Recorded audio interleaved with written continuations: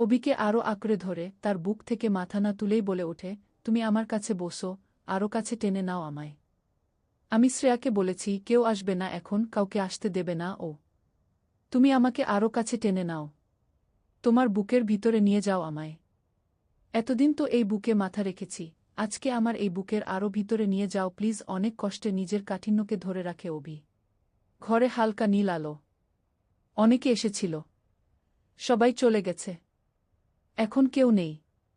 দোতলার এই ঘরের দক্ষিণ দিকে জানলাটা খোলা, আর জানলার ওপারে দীর্ঘ ছাদ। ছাদের রেলিংয়ের পাশে গোটা ছাদ বরাবর কংক্রিটের বেঞ্চ মতন করা। সেই বেঞ্চে নানারকম গাছের টব, অগুন্তি।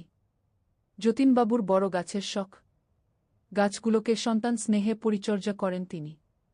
যতীনবাবু অপুর বাবা। অপুকে রাগাতে তার বাবাকে মাঝে মাঝে এই নামেই ডাকত অবি। অপুকে রাগাতে যে ভীষণ ভালো লাগে অবির। ঘরে ঢুকে ঘরের প্রবেশ দরজাটা বন্ধ করে পায়ে পায়ে দক্ষিণের এই জানলার কাছে এসে দাঁড়ায় অবি। এক মনোরম সৌরভ বাতাসে ভেসে এসে চারদিক মাতাল করে দিচ্ছে। অথচ অবি ঠিক বুঝতে পারে না এই স্বর্গীয় সুবাস ঠিক কোনো ফুলের। ছাদের প্রতিটা কোণ ভেসে যাচ্ছে মায়াবী জ্যোৎস্নার মৃদু আলোয়। কে যেন মিউজিক প্লেয়ারে সানাইটা চালিয়ে দিয়ে গেছে। আলী আহমেদ হুসেন, দরবারি কানারা। সানাইয়ের সুর কারো বুকে কখনো কান্না ঝরিয়েছে কোনো দিন? অনেকেই জানে না, অবি জানে। এই বাজনা ও বহুবার শুনেছে। এই সিডিটা যে অবি উপহার দিয়েছিল অপুকে, ৫-১০ মিনিট নয়, পুরো ৩০ মিনিটের রেকর্ডিং জুড়েই আছে ওই দরবারি। জানলার গ্রিল ধরে বাইরের দিকে তাকিয়েছিল অবি। এই স্বর্গীয় পরিবেশ তোর মনকে আরও যেন বাষ্পাচ্ছন্ন করে দিচ্ছে। না তাকিয়েও বুঝতে পারে অবি যে ঘরে ঢোকার পর থেকেই এক জোড়া কাতর চোখ তাকে পর্যবেক্ষণ করছে। তাকে চাইছে, দুহাত বাড়িয়ে তার বুকে মিশে যেতে চাইছে। সেও তো অন্তরের অন্তঃস্থল থেকে উথলে ওঠা আবেগ নিয়ে তার প্রেয়সীকে তার বুকের মাঝে আঁকড়ে ধরতে চাইছে। অথচ ভয় লাগছে অবির। লুকাতে চাইছে সে, নিজের থেকে, তার অপর্ণার কাছ থেকেও। সে জানে ওই কাতর বালিকাসুলভ চাহনির সামনে সে হেরে যাবে, তার মনের সব কাঠিন্য হেরে যাবে, নিজেকে হারিয়ে ফেলবে সে। তাই তো জানলা দিয়ে বাইরের দিকে তাকিয়েছিল অবি। তাকিয়েছিল আর নিজেকে প্রস্তুত করছিল। নিজের উথলে ওঠা কান্নাকে সামাল দিচ্ছিল আর নিজেই নিজেকে বলছিল, আমায় ভেঙে পড়লে চলবে না, কিছুতেই না। আমাকে শক্ত থাকতেই হবে। কি গো, দূরে দাঁড়িয়ে আছো কেন? আমার কাছে এসো। অপর্ণার গলার শব্দে সম্বিত ফেরে অবির। মুখ ঘুরিয়েই দেখতে পায় যে হাতের উপর ভর দিয়ে আস্তে আস্তে উঠে বসার চেষ্টা করছে অপর্ণা। প্রায় ছুটে খাটের কাছে চলে এসে নিজের ডান হাতটা অপর্ণার পিঠের নিচে বাড়িয়ে তাকে ধরে ফেলে অবি। উফছে কেন অপু? আমি তো তোমার কাছেই আছি। তুমি শো, আমি বসছি তোমার পাশে। অদ্ভুত শান্তভাবে মৃদু হেসে উঠল অপর্ণা। আরও শান্ত স্বরে বলে উঠল, আজ আমি একটু বসি? আজ জানো আমি বেশ ভালো আছি। আজ আমার কোনো কষ্ট হচ্ছে না, বিশ্বাস করো। আজ তুমি যে এসেছ আমার কাছে, এখন আমি প্রাণ ভরে দেখব তোমায়। সকাল থেকে তোমাকে কতবার এইভাবে চেয়েছি, পাইনি। কতদিন পর দেখলাম বলতো তোমাকে? ৩ মাস ১১ দিন পর, আলতোভাবে বলল অভি। শুনে আবারও সেই মায়া ভরানো হাসি হাসল অপর্ণা। নিজের ডান হাতটা অভির গালে আলতো ছুঁয়ে বলল, আসতে তোমার খুব কষ্ট হয়েছে তাই না গো? ট্রেনে রিজার্ভেশন পেয়েছিলে? তোমায় কত কষ্ট দিলাম বলতো? কথাগুলো শোনে অভি আর একটা অব্দক্ত অনুভূতি গালের পাশ দিয়ে মস্তিষ্ক পর্যন্ত বয়ে যায়। কিছুতেই হেরে গেলে চলবে না, কিছুতেই না, মনকে প্রবোধ দেয় সে। মুখে বলে, না না, আমার চাঁদের কাছে আসতে আমার কি কষ্ট। অপর্ণার হাতটাকে তার গালের সাথে লাগিয়েই আলতো করে ধরে অভি। তারপর সেই হাতে পরম মমতায় ঠোঁট ছোঁয়ায়। কোনো কথা হয় না। বাতাসে দরবারি কানারার সুর ভেসে চলে। মায়াবী আলোয় দুটি হৃদয় তাদের মনের কথা বলে চলে নিশ্চুপে। অনেকক্ষণ পর অভি এই পুরনো দিনের খাটের নকশা করা উঁচু মাথার দিকে হেলান দিয়ে বসে অপর্ণাকে আরও কাছে টেনে নেয়। প্রবল শীতে সন্তান যেমন তার মায়ের বুকের উষ্ণতাকে আর বেশি করে পাবার আশায় তার বুকে আরও ঘন হয়ে আসে, তেমনি অপর্ণা অভির বুকে মুখ গুজে দেয় পরম মমতায়। গভীরভাবে কান পাতে তার বুকে। কিঞ্চিত অস্বাচ্ছন্দ্য বোধ করে অভি। বুঝতে পারে অপর্ণা। অভিকে আরও আঁকড়ে ধরে তার বুক থেকে মাথা না তুলেই বলে ওঠে, তুমি আমার কাছে বসো, আরও কাছে টেনে নাও আমায়। আমি শ্রেয়াকে বলেছি কেউ আসবে না এখন, কাউকে আসতে দেবে না ও। তুমি আমাকে আরও কাছে টেনে নাও, তোমার বুকের ভিতরে নিয়ে যাও আমায়। এতদিন তো এই বুকে মাথা রেখেছি, আজকে আমার এই বুকের আরও ভিতরে নিয়ে যাও প্লিজ। অনেক কষ্টে নিজের কাঠিন্যকে ধরে রাখে অভি। অপর্ণার চুলের গন্ধ প্রাণ ভরে নিয়ে তার এলোমেলো চুলে আলতো করে বিলি কেটে দিতে থাকে নিজের আঙুল দিয়ে। তারপর গা স্বরে বলে, তুমি তো আমার বুকের মাঝেই আছো, বোঝো না তুমি? আমার বুকের শব্দ শুনতে পাচ্ছ না তুমি, চাঁদ? পাচ্ছি গো। ভালো করে শুনতে পাচ্ছ? বোধহয় পাচ্ছ না। আরও ভালো করে শোনো। অপর্ণার মাথাকে একটু জোর করে নিজের বুকের বাম দিকে মিশিয়ে নেয় অভি। পাচ্ছি গো, শুনতে পাচ্ছি। খুব ভালো করে শুনতে পাচ্ছি। কি বলছে সে? সত্যি কথা বলবো, আলতো একটু হাসে অপর্ণা। সেই হাসিতে কিছুটা দুষ্টুমি। তুমি মিথ্যা বলতে জানো না অপু। আমি জানি। বলো, কি শুনতে পাচ্ছ? বলবো না। নিজের মাথাকে অভির বাঁধন থেকে খুব সামান্য শিথিল করে বলে ওঠে অপর্ণা। কেন বলবে না? খুব অসহায় বোধ করে অভি। এই সেই নারী যে একদিন তার ছন্নছাড়া জীবনটাকে তার ভালোবাসা দিয়ে মসৃণ করে তুলেছিল, পাথুরে জমিতে ভালোবাসার মমতা ঢেলে ফুল ফুটিয়েছিল। এই সেই নারী যার কাছে আসলেই তাই অভি ভুলে যায় যত শোক, দুঃখ, হতাশা, গ্লানি, পৃথিবীর সব লাঞ্ছনা, অপমান, না পাওয়া সবকিছু। সেই অপর্ণা তাকে চিনতে পারছে না। বলবো না, কারণ আমার অভিকে এখন আমি এইভাবেই পেতে চাই। আমি চাই না আমি এমন কিছু বলি যাতে তোমাকে এমন করে পাবার সুখে বিন্দুমাত্র আঘাত লাগে। আমার বুকে কি শুনছ এটা বললে আমাকে পাবার সুখ নষ্ট হবে, ভুল বুঝল অভি। তাই আবারও বলে উঠল, এই তুমি আমাকে চেনো, এই তুমি আমাকে ভালোবাসো? কিছুটা অসহিষ্ণু সে। তার কথাতে কি এমন কিছু ধরা পড়েছে যার জন্য তার অপু কষ্ট পেয়েছে, আত্মগ্লানিতে ভুগছে? তোমায় যে এমন করেই চিনি গো। এমন করেই ভালোবাসি। তাই তো এমন করে আঁকড়ে ধরতে চাই। তোমায় না দেখতে পেয়ে আমি আরও অসুস্থ হয়ে পড়ছিলাম যে। কিন্তু দেখো, আজ তুমি এলে, আজ আমি কত ভালো। তবে বল, কি শুনলে, কি বুঝলে চাঁদ? কাতর অনুনয় করে অভি। সে যে দ্বিধান্বিত। সে তার অপুকে শেষ ক্ষমতা দিয়ে সুখে ভাসিয়ে নিয়ে যেতে বদ্ধপরিকর। সত্যি বলবো? আমাকে কথা দাও যে তুমি আমাকে এমন করেই জড়িয়ে ধরে রাখবে। আবার উঠে ওই জানলার ধারে চলে যাবে না? তোমায় ছেড়ে আমি কোথাও যাব না, কোথাও না। একটু শ্বাস নেয় অপর্ণা। অভির জামার বুকের কাছের বোতামগুলো আস্তে আস্তে খুলে দেয় সে। মাথাটাকে অভির শরীরের সাথে আরও মিশিয়ে ডান হাতে তার বুকে হাত বুলিয়ে দিতে থাকে। থামলে কেন অপু, বল? তুমি কাঁদছ অভি? বুক থেকে মাথা না তুলেই খুব ধীরে বলে ওঠে অপর্ণা। কেঁপে ওঠে অভি। অপর্ণার এই একটা কথাই তার অনেক কষ্টে ধরে রাখা সংযমী কাঠিন্যকে এক নিমেষে ভেঙে খানখান করে দিয়ে যায়। সবকিছু ভুলে যায় অভি। ভুলে যায় অপর্ণা গভীর অসুস্থ। দুহাতের সমস্ত শক্তি দিয়ে সে জড়িয়ে ধরে তার অপর্ণাকে, মিশে যেতে চায় তার শরীরের সাথে। দুটো একাত্ম শরীর নির্বে কেঁদে চলে দরবারে সুরের সাথে মিশে। অন্ধ্রপ্রদেশ লাগোয়া ওড়িশার সীমান্তবর্তী রায়গড়ার এক প্রত্যন্ত গ্রামে তার কোম্পানির এক প্রজেক্টের কাজে পোস্টিং ছিল অভির। মা এবং যতীনবাবুর যুগপৎ ফোন পেয়েই তার মনে কু ডেকেছিল, নিশ্চয়ই কোনো খারাপ কিছু হয়েছে।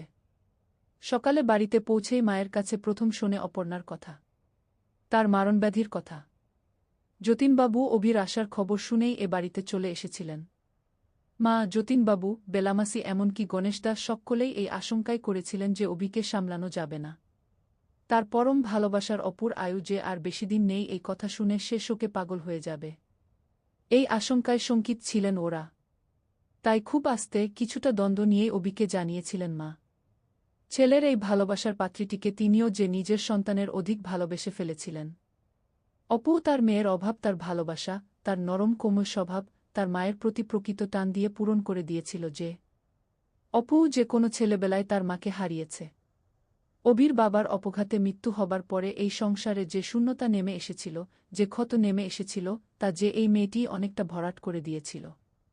চাকরি সূত্রে অভি বাইরে থাকে, কিন্তু একদিনের জন্যেও অপু ছেলে কাছে না থাকার এই অভাব অনুভব করতে দেয়নি তাকে। আনুষ্ঠানিক বিয়ে হওয়াটাই শুধু বাকি ছিল, সকলের মনে কবে এই বাড়ির বউ হয়ে গিয়েছিল অপর্ণা। সেই কন্যাসমা ফুটফুটে, কোমল স্বভাবের আর মায়াভরা মুখের মেয়েটির মারণ ব্যাধির কথা বলতে বলতে নিজে তিনি বারবার চোখ মুছেছেন, কিন্তু অভি কাঁদেনি একবারও। সবকিছু শান্তভাবে শোনার পর কঠিন মুখে শুধু বলেছিল, এ হতে পারে না মা। আমি এই জীবনে এত পাপ করিনি যে অপু আমাকে ছেড়ে চলে যাবে। এক ছুটে অপুর বাড়ি চলে এসেছিল অভি, যতীনবাবুকে সাথে নিয়েই। তন্ন করে খুঁটিয়ে দেখেছিল অপুর ডাক্তারের প্রেসক্রিপশনগুলো, প্যাথোলজিক্যাল এবং রেডিওলজির রিপোর্ট। ডাক্তারের ছেলে সে। বাবার চরম ব্যস্ত পেশাগত জীবন এবং তার ফলে পরিবারের জন্য সময়ের অভাব, তার অবশ্যম্ভাবী ফলস্বরূপ ব্যক্তিগত জীবনে একাকিত্বের ঘটনা সম্যক প্রত্যক্ষ করেছিল অভি। এই পেশার প্রতি বিশ্রদ্ধ হয়ে জয়েন্টে চান্স পেয়েও ডাক্তারি সে পড়েনি, কিন্তু ডাক্তারির পরিভাষা তার অজানা নয়। সে সমস্ত কাগজগুলো খুঁটিয়ে দেখছিল আর খুঁজে বেড়াচ্ছিল আশার আলো। সমস্ত কাগজপত্র নিয়ে সে তক্ষুনি চলে এসেছিল শহরের প্রখ্যাত অঙ্কোলজিস্ট ডাক্তার অলোক ব্যানার্জির কাছে। ডাক্তার ব্যানার্জি তার বাবার গুটিকয় ঘনিষ্ঠ বন্ধুদের মধ্যে একজন ছিলেন। ডাক্তার ব্যানার্জি সব রিপোর্ট ভালোমত দেখে অভিকে নিরাশ করেননি, আবার তীব্র আশ্বাসবাণীও শোনাননি। অভি তবুও শুধু আশাটুকুই নিয়ে চলছিল। সে কিছুতেই বিশ্বাস করবে না যে তার অপর্ণা তাকে ছেড়ে চলে যেতে পারে। মন আশা নিরাশার দোলায় দুলছে। তবুও প্রবল কাঠিন্যে মনকে শক্ত করে চলেছে যে অপর্ণা তাকে ছেড়ে চলে যাবে। এ কি করে সম্ভব? সে কিছুতেই তার অপর্ণাকে যেতে দেবে না। ভালোবাসার মানুষের জীবনে বিপর্যয় নেমে আসলে বোধহয় মানুষ এরকম ভয়ানক রকমের একবোগা হয়ে যায়।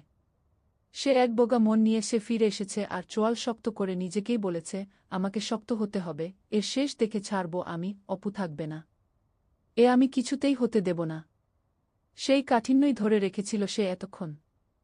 অপর্ণার ওই অম্লিন ছোট্ট কথাটাই যেন তার প্রতিজ্ঞার বাঁধে ফাটল ধরিয়ে দিল, ভয় পাইয়ে দিল। অপর্ণা নেই এই বোধটা কেমন হতে পারে বুঝতে চায়নি সে। বুঝতে দেয়নি মনকে। আর সেই অপর্ণাকেই নিজের বুকের সাথে লেপ্টে নিয়ে তার নিঃশ্বাসের ওঠানামাকে নিজের শরীর দিয়ে অনুভব করতে করতে অভি যখন আবার ভাবল অপর্ণা নেই, নিজের শরীর কেমন যেন ভারহীন হয়ে গেল। হেমন্তের বাতাস যেমন প্রকৃতিতে এক বুকচাপা শূন্যতা ছড়িয়ে দিয়ে যায়, তেমনি কোথা থেকে বিষাদের এক মন হু হু করা বাতাস ভেসে এসে যেন হৃদয়ের গভীরতম স্থানে এক ভারহীন শূন্যতা ছড়িয়ে দিয়ে গেল। নৈর্ব্যক্তিক এক যন্ত্রণায় কেঁদে উঠল মন। আর সেই যন্ত্রণা বাস্তবিকই অভির চোখের জল হয়ে টুপ করে ঝরে পড়ল অপর্ণার গালে। অপর্ণা পরম আদরে অভির চোখ থেকে সেই নোনতা জল শুষে নীল নিজের ম্লান ঠোঁট দিয়ে। সেই অপার মমতা মাখা ঠোঁট ছুঁয়ে গেল অভির চোখ, কপাল, গাল, ঠোঁট সব জায়গায়। অভির যন্ত্রণার স্পর্শে অপর্ণার ম্লান ঠোঁটও আস্তে আস্তে রঙিন হয়ে উঠল, উষ্ণ হয়ে উঠল। অপর্ণা আজ কিছুতেই তার অভিকে কাঁদতে দেবে না। তাই যতই তার চোখ বাঁধ না মানুক। অপর্ণা আকণ্ঠ পান করল তার মনের মানুষের চোখের জল। সময় বয়ে গেল। অভি আবার চমকে উঠল ওই মাতাল করে দেয়া আদুরে গলার স্বরে। আজ আমায় একটু আদর করবে সোনা? এই পাগল মেয়ে বলে কি? চমকে উঠল অভি। তেমনি অবাক হওয়া বিস্ময় নিয়ে অস্ফুটে বলে উঠল, এ তুমি কি বলছ অপর্ণা? অপর্ণা একটুও চমকাল না, বরং অভির বলা কোনো কথাই সে শুনতে পায়নি, এমনভাবে ওর ঠোঁট ছুঁয়ে যেতে থাকল তার ভালোবাসার মানুষকে, তার শরীরের সমস্ত অঙ্গপ্রত্যঙ্গকে। আর হালকা স্বরে বলে যেতে থাকল অনেক কথা, নিজের মনে, যেন নিজের সাথেই কথা বলছে এমনভাবে। সেদিন খুব কেঁদেছিলাম জানো। তোমায় ছেড়ে চলে যেতে হবে এই কথা আমি কি করে বিশ্বাস করি বল? মনে মনে ঠাকুরকে বললাম, কি এমন দোষ করেছি আমি যে আমায় এমন রোগ দিলে তুমি? তুমি কি জানো না কত স্বপ্ন দেখিয়েছি আমি আমার অভিকে? আমাদের বিয়ে হবে, সংসার হবে, সবাই আমাদের দেখে বলবে, দেখ দেখ বরবুকে কি দারুণ মানিয়েছে। আমার অভি আমাকে একটুও কষ্ট দিতে পারে না।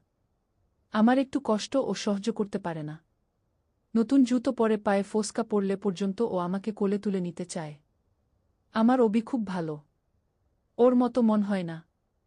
বাবা চলে যাবার পর ও আমার ছাড়া কারো কথা শোনে না। ওর ছন্নছাড়া জীবনকে যে ওর অপুই সাজিয়ে গুছিয়ে তুলেছে। আমি যে ওকে বাঁচতে শিখিয়েছি আবার। সেই আমি যদি চলে যাই আমার অভি পাগল হয়ে যাবে।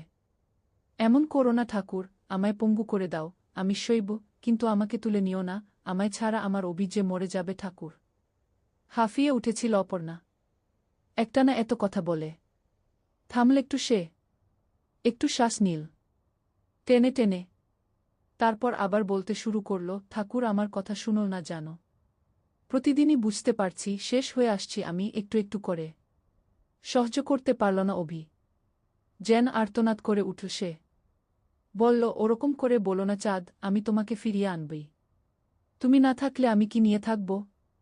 কাকে রাগাবো? কে আমার সব খারাপগুলো তোমার মতো ভালোবাসায় ঢেকে দেবে? কে আমাকে আমার পাগলিটার মতো ভালোবাসবে? আমি কিছুতেই যেতে দেব না তোমায়। এই দুহাত দিয়ে জড়িয়ে ধরে রাখব। দেখি তো কে নিয়ে যায় তোমায় আমার কাছ থেকে, আবারও হাসল অপর্ণা। এমন সেই হাসির অর্থ যেন সত্যি সত্যি সে তার যাবার ডাক শুনে ফেলেছে। অভির কথার উপর কোনো কথা বলল না সে। একটু থামল।